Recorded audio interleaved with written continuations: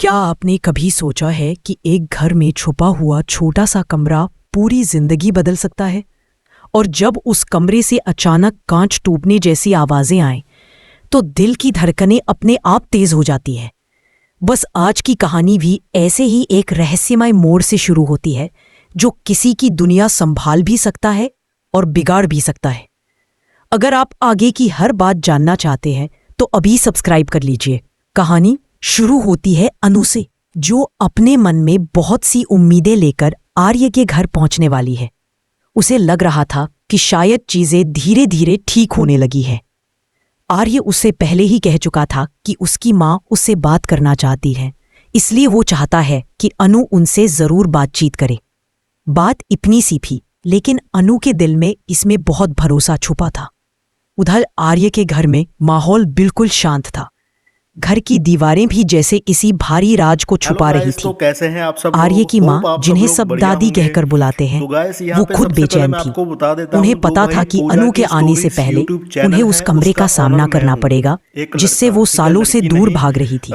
अगर आप जानना चाहते हैं कि उस कमरे में क्या है तो जुड़े रहिए और सब्सक्राइब कर लीजिए। आर्य और अनु दोनों थोड़ी देरी पहले ही एक सुंदर पल जी चुके थे। दोनों के बीच हल्की सी मुस्कानें, बातें और एक दूसरे को समझने वाली नजरें, ये सब आर्य के लिए नया था और अनु के लिए भी अनकहा सा एहसास। पर ठीक उसी समय दरवाजे पर दस्तक हुई। मीरा वहां पहुंच गई थी। उसके हाथ में फाइलें थी और चेहरे पर बनावटी प्रोफेशनल मुस्कान। उसने कहा, सर आपको लंदन के लिए निकलना होगा, मीटिंग बहुत जरूरी है। आर्य पहले तो हैरान हुआ, लेकिन फिर शांत आवाज में बोला, ठीक है, लेकिन माँ की बर्थडे पार्टी इस बार अनु करेगी, तुम सिर्फ उसे थोड़ा गाइड कर देना। ये सुनते ही मीरा का चेहरा गिर गया। अंदर से उसका गुस्सा फूट रहा था, लेकिन बाहर से वह मुस्कुराती रही।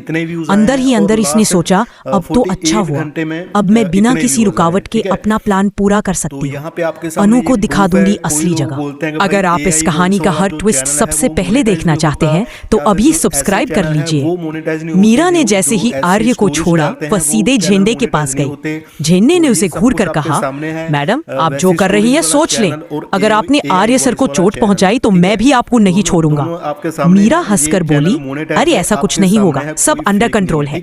लेकिन झेंडे के मन में शंका थी। उसे लग रहा था कि कोई बड़ा धमाका होने वाला है। वो सोच रहा था कि आखिर फंसेगा कौन, मीरा या अनु। इधर कहानी एक नए मोड़ पर जा रही थी। सिद्धि माता फिर से आर्य के घर पहुंची। दादी को देखते ही बोली, वह आने वाली है और उसके आने के बाद सब बदल जाएगा, जो गलत है वो सुधर जाएगा। दादी के चेहरे पर उम्मीद और डर दोनों नजर आए। उसी समय आर्य ने अनु को कॉल करके कहा, मैं तुम्हें माँ का नंबर भेज रहा हूँ, तुम उनसे बात कर लेना, उन्हें तुमसे बहुत जरूरी बात करनी है। अनु ने जैसे ही नंबर देखा, उसके चेहरे पर हल्की सी मुस्कान आ गई। उसे लगा कि शायद आखिरकार चीजें उसकी तरफ मुड़ने लगी हैं। अगर आपको लगता है कि आप अनु की जिंदगी में कुछ अच्छा होने वाला है तो सब्सक्राइब कर लें। अनु ने फोन उठाया और डर डर कर कॉल मिलाया। दूसरी तरफ दादी ने बड़े प्यार से फोन उठाया। बोल बेटी, कैसी हो? अनु की आवाज थोड़ी कांप रही थी। जी मैं ठीक हूँ, आप कैसे हैं? दादी की आवाज में खुशी थी। बहुत दिनों से तुमसे बात करने का मन था, अच्छा हुआ तुमने कॉल किया।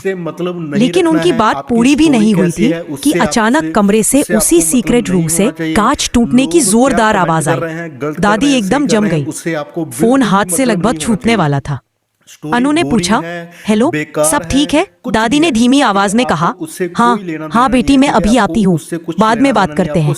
दादी धीरे धीरे उस कमरे की ओर बढ़ने लगी। उसके हर कदम में डर था, जैसे उस कमरे में कोई पुराना साया उनका इंतजार कर रहा हो। उनके हाथ कांप रहे थे। कांच के गिरने की आवाजें अभी भी आ रही थी। दादी का दिल डूब रहा था। क्या इस बार कोई बाहर निकल आया है? क्या मीरा ने फिर कोई जाल बिछाया है? अगर आप भी इस सीन को सोचकर सिहर गए हो तो सब्सक्राइब कर लीजिए ताकि आगे कुछ मिस ना हो। इधर अनु फोन हाथ में लिए पूरी तरह घबरा गई थी। उसे समझ नहीं आ रहा था कि दादी ने अचानक इतनी जल्दी बात क्यों खत्म कर दी। कुछ तो गलत था। उसने तुरंत आर्य को कॉल किया, लेकिन फोन बिजी था। शायद आर्य किसी मीटिंग में बात कर रहा था या किसी जरूरी काम में उलझा था। अनु ने गहरी सांस ली। उसे महसूस हो रहा था कि उसे कुछ बड़ा कदम उठाना होगा। वह अपने आप को संभालते हुए बोली, मुझे उनसे मिलना ही होगा, चाहे कुछ भी हो। अगर आप भी अनु के इस फैसले का समर्थन करते हैं तो जुड़े रहिए और सब्सक्राइब कर लीजिए। उधर दादी उस कमरे के पास पहुंच गई। कमरे के बाहर ठंडी हवा जैसी कोई चीज महसूस हो रही थी, जैसे अंदर कोई बेचैन होकर टहल रहा हो। कांच के बिखरने की आवाजें अचानक रुक गई। कमरा खामोश हो गया। ये खामोशी और डर बढ़ा रही थी। दादी ने कांपते हाथों से दरवाजा पकड़कर हल्का सा धक्का दिया। दरवाजा थोड़ा सा खुला। अंदर अंधेरा था। कमरे की हवा भारी थी और दादी की आंखों में डर साफ साफ चमक रहा था। मीरा दूर से ये सब देख रही थी। उसके चेहरे पर हल्की सी मुस्कान आ गई। जाल तैयार है, अब बस एक धक्का और। अगर आप जानना चाहते हैं कि मीरा का प्लान क्या है तो सब्सक्राइब कर लीजिए। इधर अनु घर से निकलने की जल्दी में थी। वह सोच रही थी आज जो भी होगा मैं सब सच जानकर रहूंगी। वह बस पकड़ने ही वाली थी कि फिर से आर्य का कॉल आया।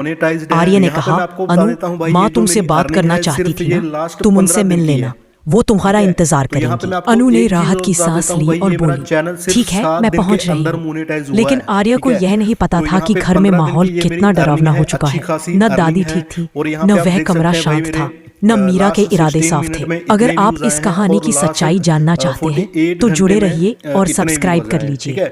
अनु जैसे जैसे आर्य के घर के करीब पहुंची, उसके दिल की धड़कनें तेज हो रही थी। उसे महसूस हो रहा था कि आज कुछ बहुत बड़ा होने वाला है, कुछ ऐसा जो उसकी जिंदगी की दिशा बदल देगा। वही घर के अंदर दादी उस कमरे की ओर झुकी खड़ी थी। उनकी सांसें टूट रही थी। अगर एक कदम और बढ़ाती तो शायद सच उनकी आंखों के सामने होता, पर उनका डर उन्हें रोक रहा था। मीरा धीरे धीरे उनकी तरफ बढ़ी, चेहरे पर बनावटी चिंता लेकिन अंदर खुशी थी। वह बोली, माँ जी आप यहाँ, सब ठीक है? दादी ने कांपती आवाज, अगर आप जानना चाहते हैं कि उस कमरे में वाकई कौन है तो सब्सक्राइब कर लीजिए। अब अनु बाहर गेट पर पहुंच चुकी थी और अंदर दादी सीक्रेट रूम का दरवाजा फिर से खोलने वाली थी। लेकिन कहानी यही नहीं रुकती, बल्कि असली खेल तो अब शुरू होने वाला है। जैसे जैसे अनु आर्या के घर के करीब आती जा रही है, वैसे वैसे माहौल में अजीब सी बेचैनी बढ़ रही है। घर के कोने कोने में ऐसा लग रहा है कि कोई अदृश्य सा साया घूम रहा हो, और शायद यही वजह है कि हर कोई थोड़ा परेशान दिखाई दे रहा है। अगर आप कहानी के ऐसे ही और दिलचस्प मोड़ सबसे पहले देखना चाहते हैं तो अभी जल्दी से चैनल को सब्सक्राइब कर लें ताकि कुछ भी मिस ना हो। अब कहानी आगे बढ़ती है वहां से जहां अनु घर की दहलीज पर कदम रखती है। जैसे ही वो अंदर आती है आंखें फैल जाती हैं, दिल की धड़कन थोड़ी तेज हो जाती है और मन में हजारों सवाल पैदा हो जाते हैं। घर सुंदर है, विशाल है, लेकिन ये अजीब सी खामोशी माहौल को थोड़ा डरावना भी बना देती है। अनु खुद को संभालती हुई अंदर बढ़ती है और तभी अचानक फिर से उसी कमरे से कांच टूटने की तेज आवाज आती है। आर्या की माँ जो पहले ही परेशान थी वो और ज्यादा डर जाती है। अनु तुरंत उनकी तरफ भागती है और पूछती है कि क्या हुआ, लेकिन माँ केवल कमरे की तरफ इशारा कर पाती है। अनु के मन में डर भी है और जिज्ञासा भी। वो सोचती है कि आखिर वहां हो क्या रहा है जो कोई बता भी नहीं रहा। उधर मीरा जो बाहर से शांत और सलीकेदार दिखती है, अंदर से गुस्से और ईर्ष्या से भरी हुई है। वो बस मौके की तलाश में है कि कब अनु को नीचा दिखाए।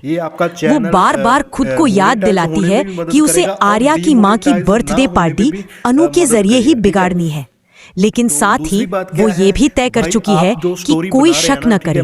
इसलिए वो बाहर से मुस्कुराते हुए अनु की मदद करने का नाटक करती रहती है। अगर आप भी जानना चाहते हैं कि मीरा का असली प्लान क्या है तो चैनल को जरूर सब्सक्राइब करें ताकि आप महक है। हर कमरे में मानो कोई पुरानी यादें दबी हो और कई तस्वीरें तो ऐसी लगती हैं जैसे उनमें छिपे चेहरे किसी को कुछ कहना चाहते हो। अनु इन सब पर ज्यादा ध्यान नहीं देती क्योंकि वह पार्टी की तैयारियों में व्यस्त हो जाती है, लेकिन उसके मन में कुछ सवाल बार बार घूमते रहते हैं। इधर आर्या बाहर है और मीरा बार बार उसे फोन करके अलग अलग वजहों से परेशान करती रहती है। कभी कहती है पार्टी का सामान कम है, कभी कहती है कि कोई डेकोरेशन खराब हो गया है, लेकिन खुद वही चीजें छिपकर खराब करती भी जा रही हैं ताकि अनु पर गलती लगे। अनु तैयारी करती है, मेहनत करती है, लेकिन मीरा हर बार कोई ना कोई रुकावट खड़ी कर देती है। फिर भी अनु हिम्मत नहीं हारती।